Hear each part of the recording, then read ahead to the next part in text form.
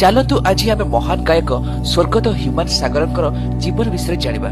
25 November 1990ରେ Balangir ଟିଟିଲାଗଡ଼ରେ ଜନ୍ମିଥିଲେ Humane ସାଗର। ତାଙ୍କ ବାପା ଏବଂ ଜେଜେବାପା ଉଭୟ ଥିଲେ ସଙ୍ଗୀତଜ୍ଞ, ତେଣୁ ତାଙ୍କର ପିଲାଦିନୁ ହିଁ ସଙ୍ଗୀତ ପ୍ରତି ଆକୃଷ୍ଟ ହେବା ସ୍ୱାଭାବିକ। 2012ରେ ତରଙ୍ଗ ମ୍ୟୁଜିକର ଭଏସ୍ ଅଫ୍ ଓଡ଼ିଶା ସିଜନ 2ର ୱିନର ହୋଇ ଓଡ଼ିଶାର ଘରେ ଘରେ ପରିଚିତ ହୋଇଥିଲେ ହ୍ୟୁମାନ ସାଗର। ତାପରେ ଅନେକ ଓଡ଼ିଆ ଆଲବମରେ ଗୀତ ଗାଇଲା ପରେ 2015ରେ ଓଲିଉଡ ଫିଲ୍ମ ଇସ୍କ ତୁ ହି ତୁରେ ପ୍ଲେବ୍ୟାକ୍ ଡେବ୍ୟୁ କରିଥିଲେ ଏବଂ ଓଡ଼ିଶାବାସୀଙ୍କ ହୃଦୟ ଜିତି ଯାଇଥିଲେ। ପରବର୍ତ୍ତୀ 10 ବର୍ଷରେ 150ରୁ ଅଧିକ ଫିଲ୍ମ ସଙ୍ଗ ଏବଂ 200ରୁ ଅଧିକ ଆଲବମ ଟ୍ରାକ୍ ଗାଇ ଓଡ଼ିଶା ସଙ୍ଗୀତ ଜଗତରେ ନିଜର ଏକ ସ୍ୱତନ୍ତ୍ର ପରିଚୟ ସୃଷ୍ଟି କରିଥିଲେ। 2017ରେ ଭଏସ୍ ଅଫ୍ ଓଡ଼ିଶା କୋ କଣ୍ଟେଷ୍ଟେଣ୍ଟ ଶ୍ରିୟା ମିଶ୍ରଙ୍କ ସହ ବିବାହ ହୋଇ ଗୋଟେ କନ୍ୟାର ପିତା ସେ ହୋଇଥିଲେ।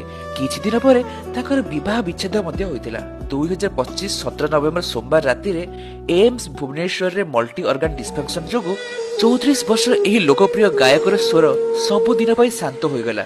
କିନ୍ତୁ ମନେ ରଖନ୍ତୁ, ଗାୟକମାନେ କେବେ ମରନ୍ତି ନାହିଁ, ସେମାନଙ୍କ ସ୍ୱର ସଦାସର୍ବଦା ଲୋକମାନଙ୍କ ହୃଦୟରେ ଗୁଞ୍ଜି ରୁହେ।